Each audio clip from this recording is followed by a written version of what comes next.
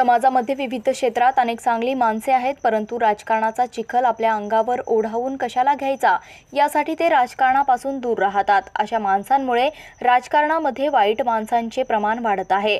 राजकारणाची गटारगंगा झाली आहे अशी केवळ टीका करण्यापेक्षा ती स्वच्छ करण्यासाठी सज्जन माणसांनी राजकारणामध्ये उतरले पाहिजे, तरच राजकारणाची गटारगंगा स्वच्छ होऊन देशाची लोकशाही बळकट होईल, असा विश्वास माजी राज्यमंत्री सदाभाऊ खोत यांनी व्यक्त केला आहे। जाधवर ग्रुप ऑफ इन्स्टिट्यूट तर्फे नरे येथील संस्थेच्या सभागृहात आयोजित करण्यात आलेल्या 7 युवा संसदेचा समारोप झाला। यावेळी माजी खासदार डॉक्टर विकास महात्मे, संस्थेचे अध्यक्ष प्राचार्य डॉक्टर सुधाकर जाधवर, उपाध्यक्ष व युवा संसदेचे अध्यक्ष ॲडव्होकेट शार्दूल जाधवर, खजिनदार सुरेखा जाधवर उपस्थित होते।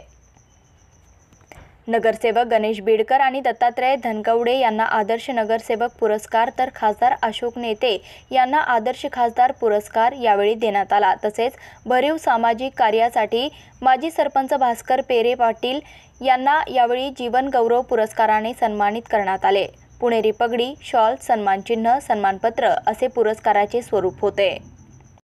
डॉक्टर विकास महात्मे यावेळी म्हणाले, युवा पिढीला राजकारणामध्ये येऊन आमदार, खासदार, मंत्री व्हावे असे वाटते, परंतु त्यामागील कष्ट दिसत नाहीत।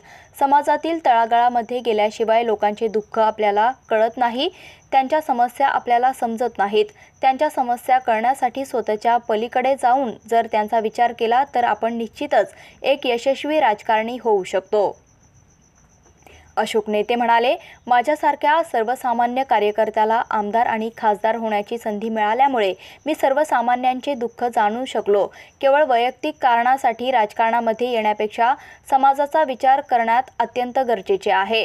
जर तुम्ही आपल्या पदाचा उपयोग समाजाच्या समस्या निवडण्यासाठी केला तर निश्चितच समाज तुमचा विचार करतो आणि तुम्हाला सामाजिक कार्यासाठी राजकारणामध्ये वारंवार संधी देतो।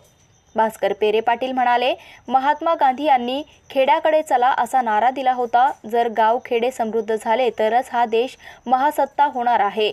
या दृष्टीने तरुणांनी आमदार, खासदार होण्याच्या नादी लागण्यापेक्षा पहिल्यांदा आपल्या गावामध्ये सरपंच होणे महत्त्वाचे आहे। जर तुम्ही गाव बळकट केले तरच खऱ्या अर्थाने देश प्रगतीपथावर जाऊ शकतो। गणेश बीडकर म्हणाले, नगरसेवक होणे हे अत्यंत आव्हानात्मक आहे। नगरसेवकाच्या कामाचा गौरव कधी केला जात नाही, त्यांना केवळ टीकेला सामोरे जावे लागते। नगरसेवकाला कायम सहनशील असावे लागते। अशा नगरसेवकांची दखल घेऊन त्यांना सन्मानित केले। दत्तात्रय धनकवडे म्हणाले, युवक ही देशाची शक्ती आहे। लोकशाही बळकट करण्यासाठी युवकांचा राजकारणामध्ये सहभाग होणे अत्यंत आवश्यक आहे। युवकांनी त्यांच्या शहरातील समस्या जाणून घेण्यासाठी तसेच त्या सोडवण्यासाठी पुढाकार घेतला पाहिजे, तरच त्यांचा समाजामध्ये वावर वाढेल आणि लोकांना त्यांच्याबद्दल विश्वास निर्माण होईल। ॲडव्होकेट शार्दूल जाधवर म्हणाले, आपल्या अभिनव विचारांमधून देशाला दिशा देणारे युवक घडावे हा या संसदेमागील हेतू आहे। हा मंच कोणत्याही राजकीय पक्षाचा नाही तर युवकांचा पक्ष आहे।